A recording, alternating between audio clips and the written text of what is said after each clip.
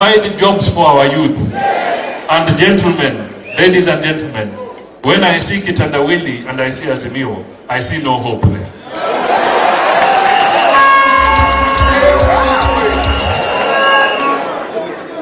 I see no hope.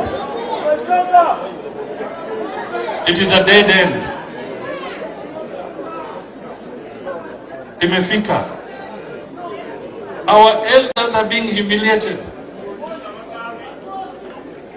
Our elders are being humiliated.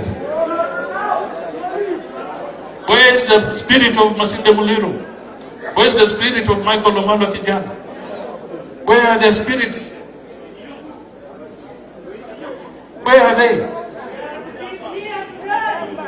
I am saying this because we cannot have a situation where tunaambiwa tunataka tufanye hivyo because we want to be in government.